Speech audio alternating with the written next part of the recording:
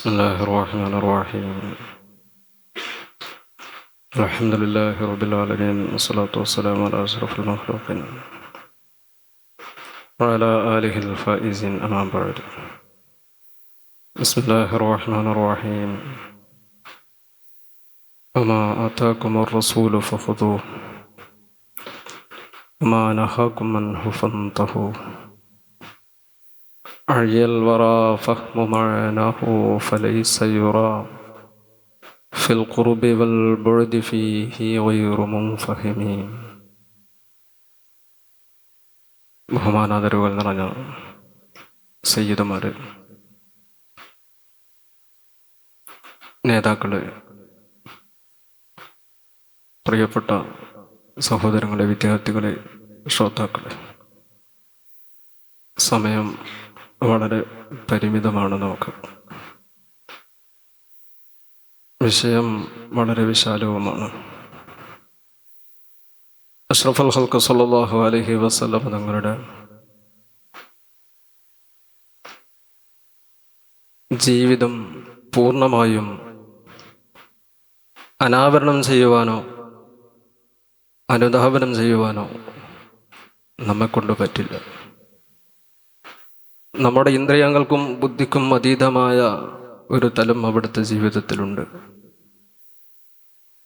അഷ്റഫുൽ ഖൽഖിൻ്റെ ജീവിതത്തിൻ്റെ ഒരു ഭാഗത്തെക്കുറിച്ച് മഹദിയായ ആയിഷ ബീവി റളിയല്ലാഹു അൻഹ പറയുന്നത് തന്നെ ഖുലുഖുൽ ഖുർആൻ എന്നാണല്ലോ. സമുദ്രത്തിലെ വെള്ളങ്ങൾ മുഴുവനും മഷിയാക്കി, കരയിലെ മരങ്ങൾ മുഴുവനും പേനയാക്കി, അതിൻ്റെ എത്രയോ മടങ്ങുകൾ അതിലേക്ക് കൂട്ടിച്ചേർത്ത് വിശുദ്ധ ഖുർആനിൻ്റെ ആശയങ്ങളെ രേഖപ്പെടുത്താൻ ശ്രമിച്ചാൽ അത് സാധ്യമല്ലെന്ന് വിശുദ്ധ ഖുർആൻ പഠിപ്പിച്ചതുപോലെ അഷ്റഫുൽ ഖൽഖിൻ്റെ ജീവിതവും അതുപോലെ അനന്തമായി പരന്നു കിടക്കുന്നതാണ്. അഴിയൽ വറാ ഫഹ്മു മഅനാഹു ഫലൈസ യുറാ ഫിൽ ഖുർബി വൽ ബുഅദി ഫീഹി ഗൈറു മുൻഫഹിമി. സൃഷ്ടികളാസകലം കുഴങ്ങിപ്പോയല്ലോ. അവിടുത്തെ വ്യക്തിത്വത്തെ മനസ്സിലാക്കുന്നതിൽ, അവിടുത്തോടൊപ്പം കൂടെ കഴിഞ്ഞവരിലും അകന്നു കഴിയുന്നവരിലും ഒന്നും ആ ജീവിതത്തെ മനസ്സിലാക്കുന്നതിൽ കഴിവുകെട്ടവനെയല്ലാതെ, അശക്തനെയല്ലാതെ കാണപ്പെടുകയില്ല എന്ന് മഹാനായ ഇമാം ബൂസരി റളിയല്ലാഹു അൻഹു പറഞ്ഞതുപോലെ ആ ജീവിതം മുഴുവനും നമുക്ക് അനാവരണം ചെയ്യാൻ സാധ്യമല്ല. അതൊരു അമാനുഷികമാണ്. എന്നാൽ നമുക്ക് മനസ്സിലാക്കാൻ പറ്റുന്നതും ഉൾക്കൊള്ളാൻ കഴിയുന്നതുമായ ഒരു ഭാഗമുണ്ട് എന്നതും ഒരു വസ്തുതയാണല്ലോ. ആ ജീവിതത്തെ നമുക്ക് ഗ്രഹിക്കാൻ പറ്റുന്ന ഭാഗങ്ങളിൽ നിന്ന് തന്നെ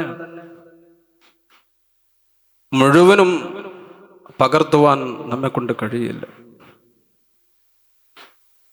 അതുകൊണ്ടാണ് അഷ്റഫുൽ ഖൽഖ് സ്വല്ലല്ലാഹു അലൈഹി വസല്ലം തങ്ങൾ പറയുന്നത്, ഇദാ അമർതുകും ബി അംരിൻ ഫഅ്തൂ മിൻഹു മസ്തതഅ്തും. ഞാൻ വല്ലതും നിങ്ങളോട് നിർദ്ദേശിക്കുകയാണെങ്കിൽ നിങ്ങൾക്കതിൽ ആവതാകുന്നത് നിങ്ങൾ കൊണ്ടുവരിക.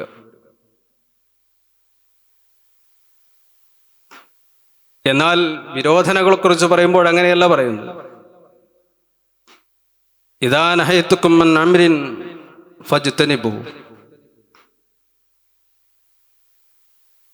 വല്ലതും ഞാൻ വിലക്കിയാൽ അതിനെ നിങ്ങൾ പൂർണ്ണമായും ത്യജിക്കുക. നമ്മളാൽ ആവുന്ന അത്ര നമ്മൾ പകർത്തേണ്ട ജീവിതം ആ തിരുനബിയുടെ ജീവിതം തന്നെയാണ്. കാരണം നമ്മുടെ ജീവിതത്തിനേക്ക് ഒരു ലക്ഷ്യമുണ്ടല്ലോ. അയഹ്സബുൽ ഇൻസാനു അൻ യുത്രക സുദാ. ആ ലക്ഷ്യമായി മനുഷ്യനെ പടക്കപ്പെട്ടതാണെന്ന് വിചാരിക്കാൻ പറ്റില്ലല്ലോ. സൃഷ്ടാവായ റബ്ബ് നമുക്ക് ലക്ഷ്യം നിർണയിച്ചുവെങ്കിൽ, നമ്മുടെ ജീവിതത്തിനേക്ക് ലക്ഷ്യം നിർണയിച്ചുവെങ്കിൽ, ആ ലക്ഷ്യത്തിലേക്കുള്ള മാർഗവും അള്ളാഹുവിൽ നിന്ന് തന്നെ നമുക്ക് ലഭിക്കേണ്ടതുണ്ട്. അത് അവിടുത്തെ അല്ലാഹു സുബ്ഹാനഹു വ തആല അയക്കുന്ന ദൂതരിലൂടെ അല്ലാതെ അത് നമുക്ക് സാധ്യമാകില്ല.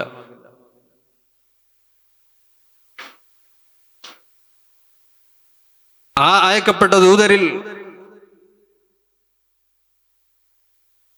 ഏറ്റവും ഉത്തമമായ മാതൃക വരച്ചു കാണിച്ചു തന്ന അഷ്റഫുൽ ഖൽഖ് സ്വല്ലല്ലാഹു അലൈഹി വസല്ലമ തങ്ങളെ അനുധാവനം ചെയ്യുവാനാണ് നമ്മോട് നിർദ്ദേശിക്കപ്പെട്ടത്. ആ മാതൃകയെക്കുറിച്ച് വിശുദ്ധ ഖുർആൻ പറയുന്നത് ലഖദ് കാന ലക്കും വലഖദ് കാന ലക്കും ഫീ റസൂലില്ലാഹി ഉസ്വത്തുൻ ഹസന. ഇതേപോലെ മാതൃകയുണ്ട് എന്ന് വിശുദ്ധ ഖുർആനിൽ പ്രവാചകന്മാരിൽ മറ്റൊരാളെ കുറിച്ച് കൂടി പറഞ്ഞിട്ടുണ്ട്. മഹാനായ ഇബ്രാഹിം നബി അലൈഹിസ്സലാം ഖദ് കാന ലക്കും ഉസ്വത്തുൻ ഹസനത്തുൻ ഫീ ഇബ്രാഹിമ വല്ലദീന മഅഹ്. ഈ രണ്ട് പ്രയോഗവും നമ്മൾ വിലയിരുത്തുമ്പോൾ ഇബ്രാഹിം നബി അലൈഹിസ്സലാമിൽ നിങ്ങൾക്ക് അവിടുത്തോടൊപ്പം വിശ്വസിച്ചവരിലും നിങ്ങൾക്ക് മാതൃകയുണ്ട് എന്ന്, ഉത്തമ മാതൃകയുണ്ട് എന്ന് വിശുദ്ധ ഖുർആൻ പറയുമ്പോൾ അവിടെ സത്യത്തിന്റെ വചനമില്ല.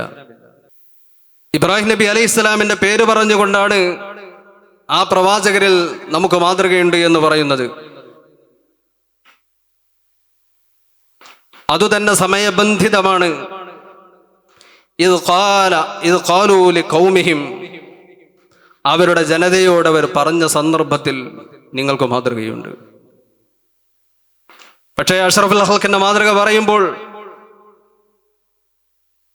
എപ്പോഴെന്നോ എന്തില്ലെന്നോ ഒരു ഉപാധിയുമില്ലാതെ മാതൃകയുണ്ടെന്നാണ് പറയുന്നത്.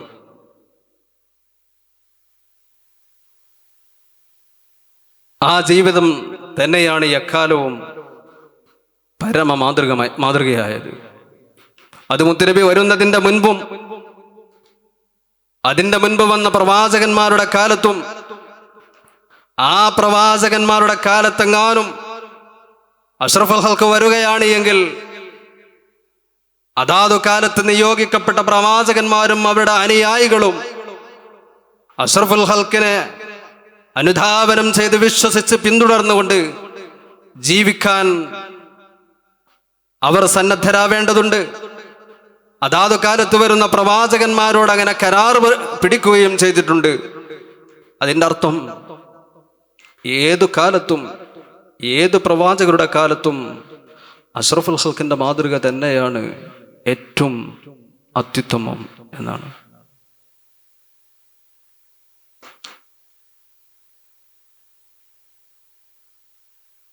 ആ മാതൃകയെ അനുധാവനം ചെയ്ത് നമ്മൾ ജീവിച്ചാൽ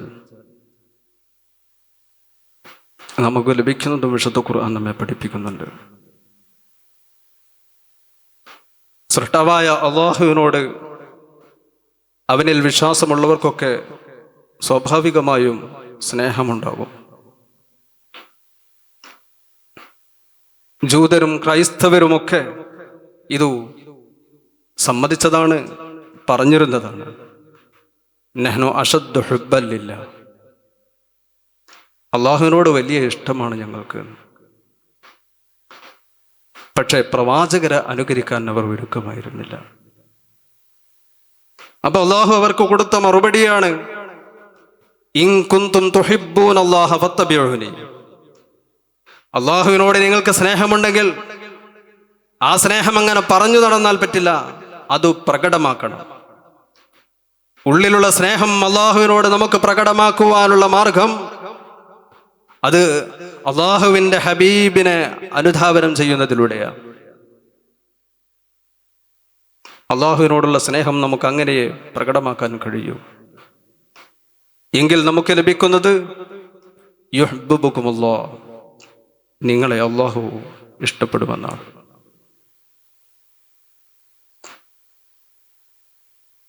അള്ളാഹുവിനോട് അങ്ങോട്ടുള്ള സ്നേഹം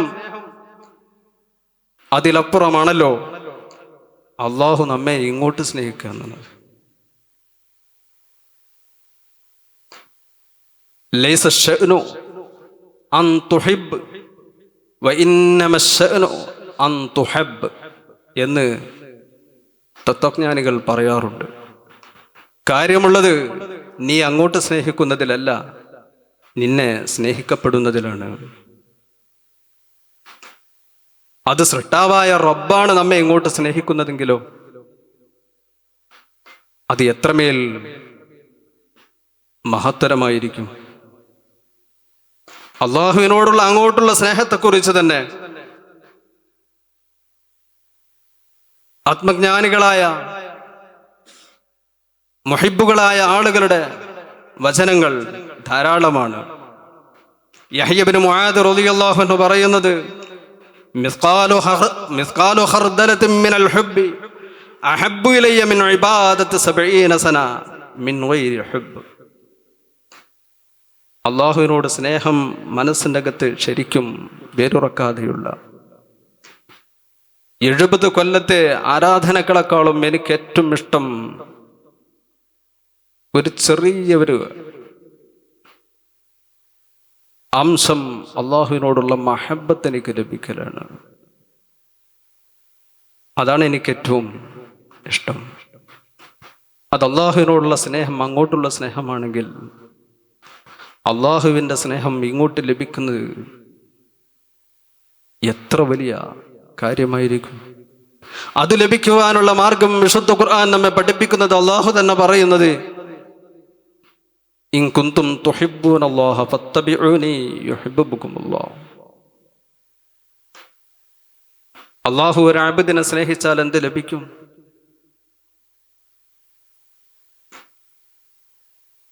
ജിബ്രീൽ അലൈഹിസ്സലാമിനെ വിളിച്ചുകൊണ്ട് ഇന്നി ഉഹിബ്ബു ഫുലാന ഫഅഹിബ്ബഹു, ഇന്നാലിന്നവനെ ഞാൻ സ്നേഹിക്കുന്നുണ്ട്, നീ അവനെ സ്നേഹിച്ചോ. ജിബ്രീൽ അലൈഹിസ്സലാം ആ മനുഷ്യനെ സ്നേഹിക്കുന്നു. പിന്നെ വാനലോകത്ത് മുഴുവനും വിളിയാളം നടത്തുകയാണ്, ഇന്നല്ലാഹ യുഹിബ്ബു ഫുലാനൻ ഫഅഹിബ്ബു. അല്ലാഹു തആല ഇന്നാലിന്നവനെ സ്നേഹിക്കുന്നുണ്ട്, നിങ്ങളെല്ലാവരും അദ്ദേഹത്തെ സ്നേഹിച്ചോ. വാനലോകത്ത് മുഴുവനും സ്നേഹിക്കപ്പെടുന്നവനായി മനുഷ്യൻ മാറുകയാണ് അള്ളാഹുവിൻ്റെ സ്നേഹത്തിലൂടെ. ആ സ്നേഹം ലഭിക്കുന്നതോ അള്ളാഹുവിൻ്റെ ഹബീബിൻ്റെ ആ ഹബീബിനെ അനുധാവനം ചെയ്യുന്നതിലൂടെ. അങ്ങനെ വരുമ്പോൾ ആ ഹബീബിൻ്റെ ജീവിതം എത്രമേൽ പവിത്രമാണ്. അതുകൊണ്ടായിരിക്കുമല്ലോ വിശുദ്ധ ഖുർആനിൽ അല്ലാഹു തആല ലഅംറുക ഇന്നഹും ഫീ സകർതിഹിം യഅമഹൂൻ, നബിയേ അങ്ങയുടെ ജീവിതത്തെ തന്നെയാണ് സത്യമെന്ന് വിശുദ്ധ ഖുർആൻ ഏറ്റവും മധമരായ ആളുകളുടെ അധോഗതിയെ വിവരിക്കുമ്പോൾ ഏറ്റവും ഉത്കൃഷ്ടരായ പ്രവാചകരുടെ ജീവിതത്തെ പിടിച്ചുകൊണ്ട് അല്ലാഹു തആല സത്യം ചെയ്യുകയാണ്.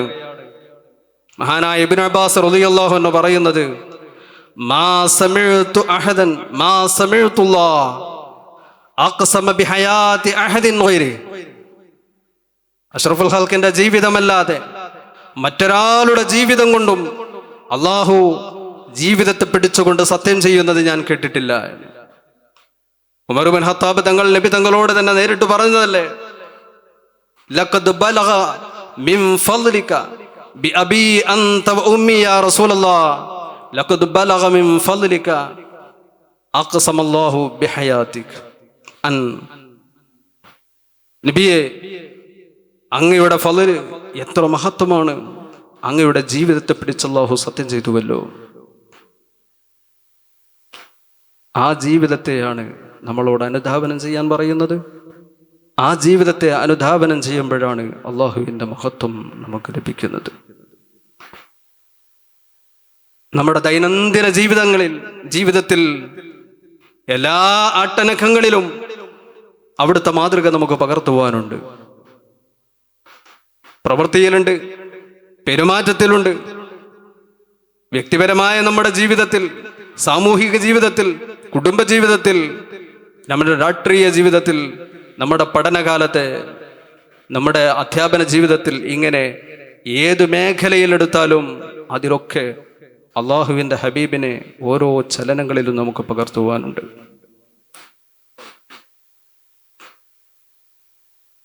ഒരു മനുഷ്യന്റെ ദൈനംദിന ജീവിതം പരിശോധിക്കുമ്പോൾ ഉറക്കിൽ നിന്നും ഉണർന്നതു മുതൽ കാണല്ലോ, ഉണരുമ്പോൾ തന്നെ തിരുഹബീബിന്റെ സുന്നത്ത് കൊണ്ടാണ് നമ്മൾ തുടങ്ങുന്നത്. അൽഹംദുലില്ലാഹില്ലദീ അഹ്യാനാ ബഅദമാ അമാതനാ വഇലൈഹിൻ നുശൂർ. നാവ് കൊണ്ടും ഖൽബ് കൊണ്ടും ഇത് പറഞ്ഞ് ഒരു വിശ്വാസി അവന്റെ ഒരു ദിനജീവിതം തുടങ്ങുകയാണ്. അവിടുന്ന് അങ്ങോട്ട് പിന്നീടുള്ള ഓരോ അവന്റെ പ്രവർത്തനങ്ങളിലും പ്രാഥമികമായ അവന്റെ കർമ്മം നിർവഹിക്കുമ്പോൾ ഹബീബായ നബി തങ്ങളുടെ തിരുസുന്നത്തുകൾ അവനിക്ക് എത്ര പകർത്തുവാനുണ്ട്. 20ഓളം സുന്നത്തുകൾ ഒരു സാധാരണഗതിയിൽ ഒരു വിശ്വാസിക്ക് ശ്രദ്ധിച്ചാൽ അതിലൂടെ മാത്രം പകർത്താൻ കഴിയും. അവന്റെ പ്രഭാതം തുടങ്ങുന്നേ ഉള്ളൂ.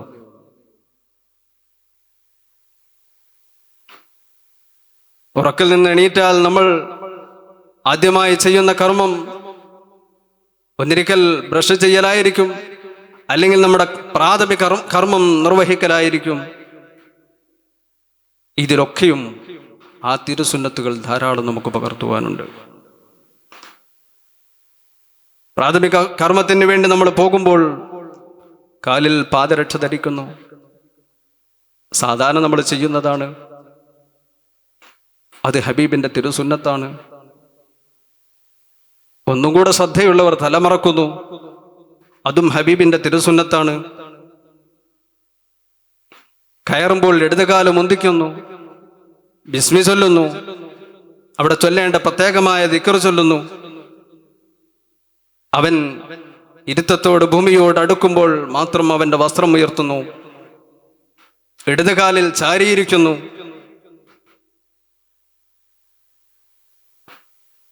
അതുപോലെ അവന്റെ ആവശ്യം നിർവഹിക്കുന്ന സന്ദർഭം സംസാരിക്കാതിരിക്കൽ, വിസർജ്യ വസ്തുക്കളിലേക്ക് നോക്കാതിരിക്കൽ, ഔറത്തിലേക്ക് നോക്കാതിരിക്കൽ, അവിടെ കൂടുതൽ സമയം ചെലവഴിക്കാതിരിക്കൽ, ഇങ്ങനെ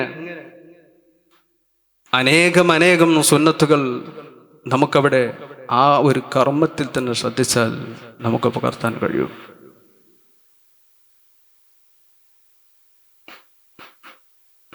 ഇപ്പൊ നമ്മുടെ കൗമാരക്കാരിലൊക്കെ ഒരു പുതിയൊരു ട്രെൻഡ്, ഇപ്പോൾ പത്രത്തിലൊരു പഠനക്കുറിപ്പ് കണ്ടു. Toilet camping. എന്തെങ്കിലും മനക്ലേശോ പ്രയാസമൊക്കെ ഉണ്ടാകുമ്പോൾ ടോയ്ലറ്റ് പോയിരിക്കുക, അവിടെ ഇരുത്തം അങ്ങനെ നീട്ടുക. മാനസിക സമ്മർദ്ദത്തിന് പരിഹാരമെന്നോണം പുതിയ തലമുറ സ്വീകരിച്ചൊരു മാർഗമാണ് അത്രേ അത്. വിദ്യാർത്ഥികളിലൊക്കെ പലപ്പോഴുണ്ട്, ക്ലാസ്സൊക്കെ കട്ടാക്കിയാൽ അധികം പോയിരിക്കുക ടോയ്ലറ്റിലേക്ക്. സ്കൂളിലൊക്കെ പോകുന്ന കുട്ടികളൊക്കെ അങ്ങനെ ചോദിക്കുമ്പോൾ പലപ്പോഴും ഏതെങ്കിലും ഒരു പീരീഡ് അവർക്ക് കയറാൻ താല്പര്യമില്ലെങ്കിൽ അപ്പം വേണ്ട ടോയ്ലറ്റ് പോയിരിക്കുക. അതുമാത്രമല്ല, മാനസിക സമ്മർദ്ദം ഉണ്ടാകുമ്പോഴും ഇങ്ങനെ ചെയ്യുന്നവരുണ്ടെന്ന് പഠനങ്ങൾ പറയുമ്പോൾ അവിടെ അങ്ങനെ പോയിരിക്കേണ്ട കേന്ദ്രമല്ല. എന്നോടൊരു സുഹൃത്ത് പറഞ്ഞു, ഞാൻ രാവിലെ പോകുമ്പോൾ പത്രമായിട്ടാണ് പോകാറുള്ളത്, എന്നാ പിന്നെ അതിന് വേറെ സമയം കാണണ്ടല്ലോ, അതും അവിടെ നിന്ന് തന്നെ കഴിച്ചു പോരും. ഇതൊക്കെ ആ ഹബീബിന്റെ തിരുസുന്നത്തുകളുടെ നഗ്നമായ ലംഘനങ്ങളാണ്. 20ഓളം സുന്നത്തുകൾ നമുക്കതിലൂടെ ശരാശരി ഒരു വിശ്വാസിക്ക് അവൻ ശ്രദ്ധിച്ചാൽ അവനക്ക് അതിലൂടെ പകർത്താൻ കഴിയും. പല്ല് തേക്കുമ്പോഴോ അപ്പോഴുമുണ്ട് നമ്മുടെ ഇമാമുകൾ പഠിപ്പിക്കുന്ന 10ഓളം സുന്നത്തുകൾ. ശ്രദ്ധിച്ചാൽ നമുക്ക് ആ ഒരൊറ്റ കർമ്മത്തിലൂടെ പകർത്താൻ കഴിയും. ഏത് കയ്യിൽ പിടിക്കണമെന്നുണ്ട്, എവിടുന്ന് തുടങ്ങണമെന്നുണ്ട്, എന്ത് ചൊല്ലണമെന്നുണ്ട്, പിന്നെ എങ്ങോട്ട് കൊണ്ടുപോകണമെന്നുണ്ട്, അത് കഴിഞ്ഞ് പിന്നെ എങ്ങോട്ട്, ഇങ്ങനെ. അത് തന്നെ തേക്കുന്ന വസ്തുവിലുള്ള ക്രമവും 25ഓളം ക്രമം നമ്മുടെ ഫുഖഹാ ഇതിൽ രേഖപ്പെടുത്തുന്നുണ്ട്. അറാക്ക്, ഈന്തപ്പനയിൽ നിന്നുണ്ടാക്കപ്പെട്ട കൊള്ളിക്കഷ്ണം, അതുമല്ല ജെയ്ത്തൂൻ, പിന്നെ സുഗന്ധമുള്ള മറ്റെന്തെങ്കിലും കൊള്ളിക്കഷ്ണങ്ങൾ, പിന്നെ സുഗന്ധമില്ലാത്ത, അത് തന്നെ വെള്ളം കൊണ്ട് നനക്കപ്പെട്ടത്, ഉമിനീര് കൊണ്ട് നനക്കപ്പെട്ടത്, പനനീര് വെള്ളം കൊണ്ട് നനക്കപ്പെട്ടത്, ഇങ്ങനെ ഇവളെല്ലാം കൂട്ടുമ്പോൾ 25ഓളം ക്രമങ്ങൾ ഈ ബ്രഷ് ചെയ്യുന്ന വസ്തുവിൽ തന്നെ ശ്രദ്ധിക്കുവാൻ നമ്മുടെ ഫുഖഹാ നമ്മെ പഠിപ്പിക്കുന്നു. ഈ ഒരു കർമ്മത്തിലൂടെ അത് കഴിഞ്ഞ് നമ്മൾ വുളൂ ചെയ്യുകയാണെങ്കിൽ പറയാനുമില്ലല്ലോ. മഹാനായ ഇബ്നു ഹജർ ഹൈതമി റളിയല്ലാഹു അൻഹു അവിടുത്തെ തുഹ്ഫയിലും ശർഹുൽ ലുബാബിലും ഒക്കെ വുളൂവിൻ്റെതായി പറയപ്പെടുന്ന സുന്നത്തുകൾ പറഞ്ഞ സുന്നത്തുകൾ 40ഓളം സുന്നത്തുകൾ പറഞ്ഞു എന്ന് ശേഷമുള്ള ഇമാമുകൾ പഠിപ്പിക്കുന്നുണ്ട്. 66ഓളം സുന്നത്തുകൾ രേഖപ്പെടുത്തിയവരുണ്ട് വുളൂയിലൂടെ. പിന്നെ ബാങ്ക്, ഇഖാമത്ത്, 15ഓളം സുന്നത്തുകൾ ബാങ്കിലും അതേപോലെ ഇഖാമത്തിലും. പിന്നെ നിസ്കാരത്തിലേക്ക് കടക്കുമ്പോഴോ ഇതിൻ്റെ ഒക്കെ ഇടയിലുണ്ട് കേട്ടോ. സാധാരണഗതിയിൽ ഒരു ശരാശരി വിശ്വാസി ഇങ്ങനെ ശ്രദ്ധിച്ചു പോകുമ്പോൾ നമ്മളൊരു കാര്യമായി കാണുന്ന കാര്യങ്ങൾ അതിങ്ങനെ പറഞ്ഞു പോവുകയാണ്.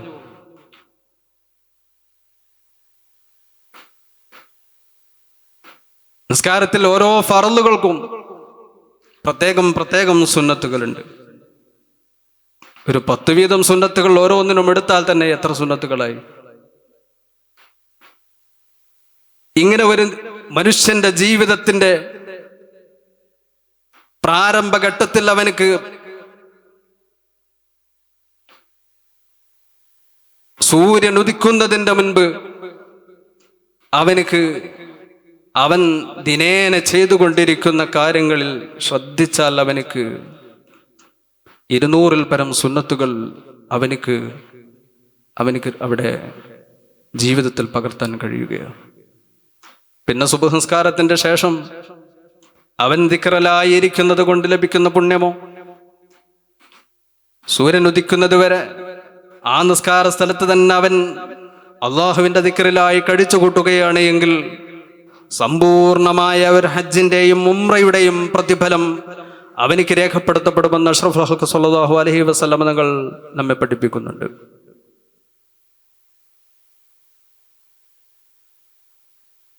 പിന്നെ ഭക്ഷണം എന്തെങ്കിലുമൊക്കെ കഴിക്കുന്നവരായിരിക്കും സാധാരണ.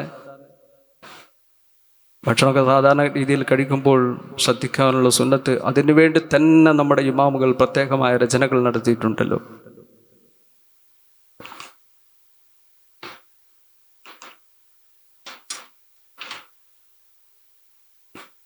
അത് കഴിഞ്ഞ് തൊഴിലിന് പോകുന്നവരുണ്ടാകും, ജോലിക്ക് വേണ്ടി പോകുന്നവർ.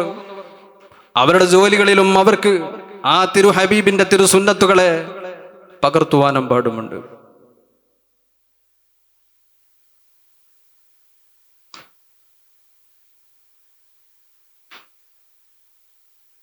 അതൊരു വലിയ അമാനത്താണെന്നാണ് അല്ലാഹുവിന്റെ ഹബീബ് നമ്മെ പഠിപ്പിക്കുന്നത്. അദ്ദുൽ അമാനാതി ഇലാ അഹ്ലിഹാ എന്ന നിർദ്ദേശത്തിൽ നമ്മുടെ തൊഴിലിലുള്ള ഉത്തരവാദിത്വം അത് നമ്മൾ പൂർണ്ണമായും നിർവഹിക്കണമെന്ന നിർദ്ദേശമുണ്ട്. കടയിലൊക്കെ നിൽക്കുന്ന ആൾക്കാർ ചിലപ്പോൾ അങ്ങാടികളിലൊക്കെ കടയിലൊക്കെ ജോലി ചെയ്യുന്ന ആളുകൾ നിസ്കരിക്കാൻ വേണ്ടി പള്ളിയിലൊക്കെ പോകും. അങ്ങനെ പള്ളിയിലൊക്കെ പോയാൽ നല്ല AC ഒക്കെ ഉണ്ടാവുമല്ലോ. പിന്നെ അവിടെ കുറേ സുന്നത്തും എഴുത്തികാവും ഖുർആനോത്തും ഒക്കെ ആയിട്ട് അങ്ങനെ കഴിച്ചു കിട്ടും. അതൊന്നും അവനിക്ക് അവിടെ തേടപ്പെട്ട സുന്നത്തുകളല്ല. അവന്റെ ഉത്തരവാദിത്വം നിർവഹിക്കലല്ലേ അവന്റെ ബാധ്യത.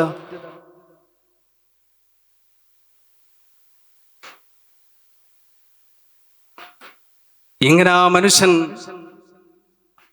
കിടന്നുറങ്ങുന്നതുവരെ അവന്റെ ഓരോ ചലനങ്ങളിലും പ്രത്യേകമായ നിർദ്ദേശിക്കപ്പെട്ടതായിരിക്കുന്ന ആരാധനാ കർമ്മങ്ങളിലും അല്ലാത്തതിലുമൊക്കെ അവനക്ക് ആ ഹബീബിന്റെ തിരുസുന്നത്തുകളെ അവൻ ശ്രദ്ധിച്ചാൽ പകർത്താൻ അവനക്ക് പറ്റും.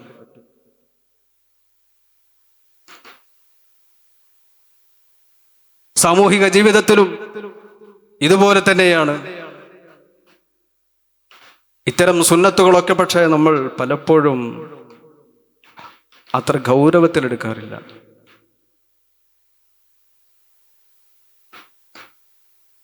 നമുക്കൊരു ശീലം ഉണ്ടാവും, ചെറുപ്പത്തിലെ നമ്മൾ പഠിച്ചു വെച്ചൊരു ശീലം. ആ ശീലങ്ങൾ അങ്ങനെ തുറന്നു പോകും, പുതിയതൊന്നും കടന്നു വരില്ല. ചിലപ്പോൾ നമ്മൾ ഓതി കൊടുക്കും, പറഞ്ഞു കൊടുക്കും, ഒക്കെ ചെയ്യും. എന്നാലും നമ്മുടെ ജീവിതത്തിൽ അത് പലപ്പോഴും കാണാറില്ല. മഹാനായ ഫുളൈൽ ഇബ്നു ഇയാദ് റളിയല്ലാഹു അൻഹു ഒരിക്കൽ വുളൂ ചെയ്യുമ്പോൾ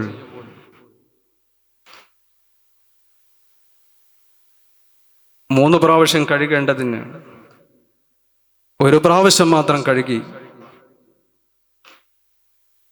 അവിടുത്തെ കൈ ഒരു പ്രാവശ്യം മാത്രം കഴുകി വുളൂ ചെയ്തു. അങ്ങനെ അന്ന് രാത്രി കിടന്നുറങ്ങുമ്പോൾ അഷ്റഫുൽ ഹൽക്കിന് സ്വപ്നത്തിലൂടെ ദർശിക്കുകയും യാ ഫുളൈൽ അത്തത്റുകു സുന്നത്തി ഫിൽ വുളൂ എന്ന് നബി തങ്ങൾ ചോദിക്കുകയും ചെയ്തു. മഹാനായ ഫുളൈൽ ഇബ്നു ഇയാദ് റളിയല്ലാഹു അൻഹു ഞെട്ടിയുണർന്നു.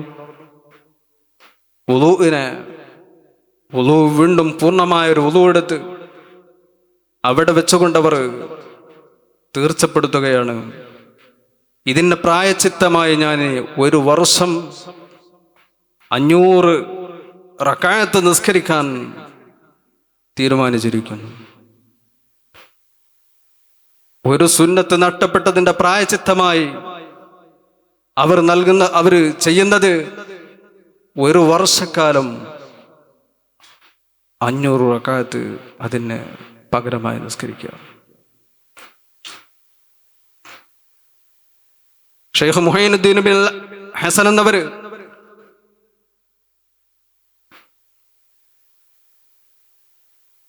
ഷെയ്ഖുൽ അജൽ എന്നവരോട് സഹവസിക്കുമ്പോൾ ബഹുമാനപ്പെട്ടവർ ഒരിക്കൽ വുളൂ ചെയ്തപ്പോൾ കൈകളുടെ വിരൽ പരസ്പരം കോർത്തുകൊണ്ട് ഇങ്ങനെ വെള്ളം തിക്കകറ്റേണ്ടതുണ്ടല്ലോ, ആ സുന്നത്ത് വിട്ടുപോയി. ആ വിട്ടുപോയ സുന്നത്ത് സ്വപ്നത്തിലൂടെ അള്ളാഹുവിന്റെ ഹബീബ് ഉണർത്തുകയാണ്, യാ അജൽ അതദ്ദഈ മഹബ്ബത്തി, എന്നോടുള്ള സ്നേഹമുണ്ടെന്ന് നീ വാദിക്കുന്നു, വതത്റുകു സുന്നത്തി, എൻ്റെ സുന്നത്തിനെ നീ ഉപേക്ഷിക്കുകയും ചെയ്യുന്നുവല്ലേ. മഹാനവറുകൾ പിന്നീട് അവിടുന്ന് സത്യം ചെയ്ത് പറഞ്ഞത്, ഞാനിനി ഒരിക്കലും തന്നെ അള്ളാഹുവിൻ്റെ ഹബീബിൻ്റെ സുന്നത്തിനെ ഞാൻ ഒഴിവാക്കുകയില്ല.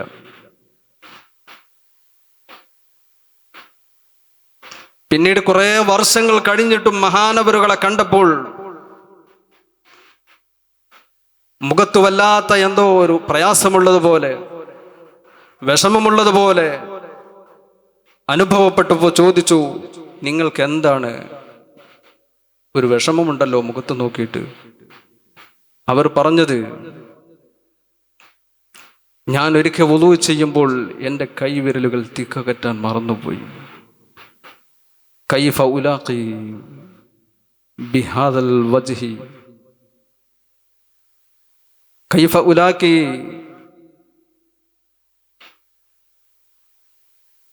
റസൂലല്ലാഹ്, അള്ളാഹുവിൻ്റെ റസൂലിനെ ഞാൻ എങ്ങനെ അഭിമുഖീകരിക്കും?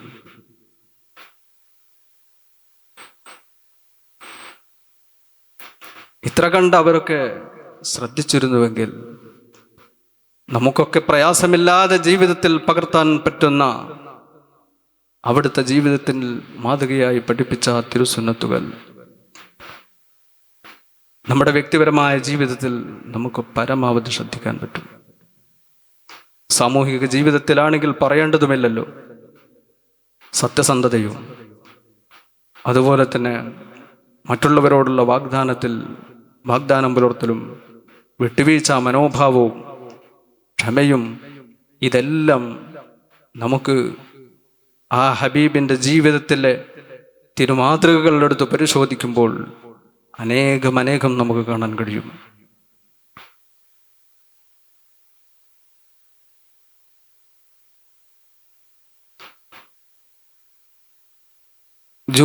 വേദഗ്രന്ഥങ്ങളെ കൊണ്ടറിയുന്ന സെയ്ദ് ബിൻ സഅനത്ത് എന്നവർ, അദ്ദേഹം അള്ളാഹുവിൻ്റെ ഹബീബിനെ വേദങ്ങളിൽ നിന്നും ശരിക്കും പഠിച്ച് ഇനി എനിക്ക് 1-2 കാര്യങ്ങൾ മാത്രമേ ആ ഹബീബിൻ്റെ ജീവിതത്തിൽ നിന്നും എനിക്ക് പ്രവാചകരാണെന്ന് ബോധ്യപ്പെടാനുള്ളൂ, 1-2 അടയാളം കൂടെ മനസ്സിലാക്കാനുണ്ട്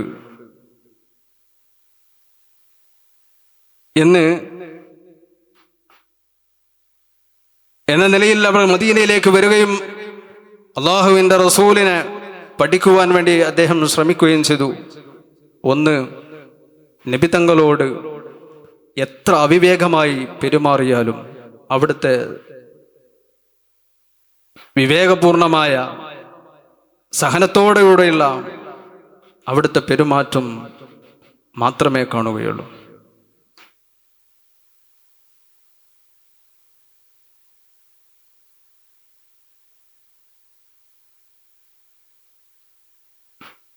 ദേഷ്യം വരുന്നതിൻ്റെ മുൻപ് അവരിൽ ക്ഷമയാണ് കാണുക.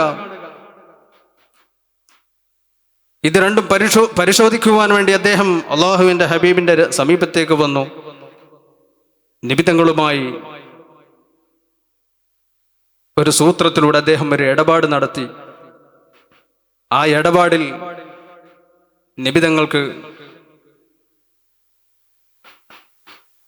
താൻ നൽകിയ വസ്തുവിൻ്റെ വില കടമായി പറഞ്ഞ് അതിന് അവധിയും പറഞ്ഞ് ആ അവധി വരുന്നതിൻ്റെ 2-3 ദിവസം മുൻപ് അദ്ദേഹം അല്ലാഹുവിൻ്റെ ഹബീബിനെ സമീപിച്ചിട്ട് വളരെ ഗൗരവത്തോടുകൂടെ നബി തങ്ങളുടെ ഖമീസിന്റെ മാറിടം പിടിച്ചുകൊണ്ട് യാ മുഹമ്മദ് അഅ്തിനി ഹഖ എന്ന് വളരെ ഗൗരവത്തിൽ നബി തങ്ങളോട് പറഞ്ഞപ്പോൾ മഹാനായ ഉമർ ബിൻ ഖത്താബ് റളിയല്ലാഹു അൻഹു അവിടെ ഉണ്ടായിരുന്നു. മഹാനവറുകൾ സെയ്ദിനെ വകവരുത്തുവാൻ വേണ്ടി ശ്രമിച്ചപ്പോൾ അള്ളാഹുവിൻ്റെ റസൂല് പറഞ്ഞത്, ഉമർ, നിങ്ങളിൽ നിന്നും ഇതല്ല എനിക്കും സെയ്ദിനിക്കും ആവശ്യം. എന്നോട് നിങ്ങൾ പറയേണ്ടത് കൊടുക്കാനുള്ള അവകാശം അത് നല്ല രീതിയിൽ കൊടുത്തു വീട്ടണമെന്നും, സെയ്ദിനോട് നിങ്ങൾ പറയേണ്ടത് കിട്ടാനുള്ള അവകാശം അത് മാന്യമായി ചോദിക്കണമെന്നുമാണ്. അങ്ങനെ അള്ളാഹുവിൻ്റെ ഹബീബ് മഹാനായ ഉമർ ബിൻ ഖത്താബ് തങ്ങളോട് തന്നെ പറയുകയാണ്, സെയ്ദിനക്ക് കൊടുക്കുവാനുള്ളത് മുഴുവനും അളന്നുകൊടുത്ത് ഒരു 20 സാഴ് കൂടുതലായും കൊടുക്കണം. എന്തിന്? നീ അദ്ദേഹത്തെ പേടിപ്പിച്ചു, ഭയപ്പെടുത്തി. അങ്ങനെ അവരെ കൂട്ടിക്കൊണ്ടുപോയി കൊടുക്കാനുള്ളത് മുഴുവനും കൊടുത്ത് 20 സാഴ് ഏറെ കൊടുത്തപ്പോൾ ചോദിച്ചു, ഇത്രയും അധികം എന്തിനാണ് എനിക്ക്? ഇതെൻ്റെ ഹക്കല്ലല്ലോ, അവകാശമല്ലല്ലോ എന്ന് പറഞ്ഞപ്പോൾ, ഇത് നബി തങ്ങൾ നിങ്ങളെ പേടിപ്പിച്ചതിന് പകരം, ഞാൻ നിങ്ങളെ ഭയപ്പെടുത്തിയതിന് പകരം നിങ്ങൾ കളന്നു തരാൻ പറഞ്ഞതാണ്. അപ്പോൾ സെയ്ദ് അവിടെ വെച്ചുകൊണ്ട് ഉമർന്നവരോട് പറയുകയാണ്, ഞാൻ ഒരു പരീക്ഷണാർത്ഥം ചെയ്തതാണ് ഇത്രയും കാര്യങ്ങളൊക്കെ. തൗറാത്തിൽ ഞാൻ പഠിച്ച ആ ഗുണങ്ങൾ ഈ നബിയിൽ ഉണ്ടോ എന്ന് പരിശോധിക്കുകയായിരുന്നു ഞാൻ. റളീതു ബില്ലാഹി റബ്ബ വബിൽ ഇസ്ലാമി ദീന വബി മുഹമ്മദിൻ നബിയ എന്ന് പറഞ്ഞ് വിശുദ്ധമായിരിക്കുന്ന ഇസ്ലാമിലേക്ക് അദ്ദേഹം കടന്നു വന്നു. ഇങ്ങനെ വിട്ടുവീഴ്ചയും സത്യസന്ധതയും എല്ലാ സദ്ഗുണങ്ങളും ഒത്തിണങ്ങിയ ആ പ്രവാചകരെ നമ്മുടെ സാമൂഹിക ജീവിതത്തിലും നമ്മുടെ വ്യക്തിപരമായ ജീവിതത്തിലും എല്ലാറ്റിലും നമ്മൾ പരമാവധി പകർത്താൻ ശ്രമിച്ചാൽ അള്ളാഹുവിൻ്റെ സ്നേഹമാണ് നമുക്ക് ലഭിക്കുക. ആ സ്നേഹത്തിലൂടെ വാനലോകത്തുള്ള മലക്കുകൾ മുഴുവനും നമ്മെ സ്നേഹിക്കുന്നു. അങ്ങനെ എല്ലാവരുടെയും ഇഷ്ടഭാജനമായി നമ്മൾ മാറുന്നു. അള്ളാഹു സുബ്ഹാനഹു വ തആല ആ ഹബീബിൻ്റെ തിരുസുന്നത്തുകളെ പകർത്തി അള്ളാഹുവിൻ്റെ ഇഷ്ടക്കാരായി മാറാൻ നമുക്കെല്ലാം തൗഫീഖ് നൽകി അനുഗ്രഹിക്കുമാറാവട്ടെ. വൽഹംദുലില്ലാഹി റബ്ബിൽ ആലമീൻ. അസ്സലാമു അലൈക്കും വറഹ്മത്തുള്ളാഹി.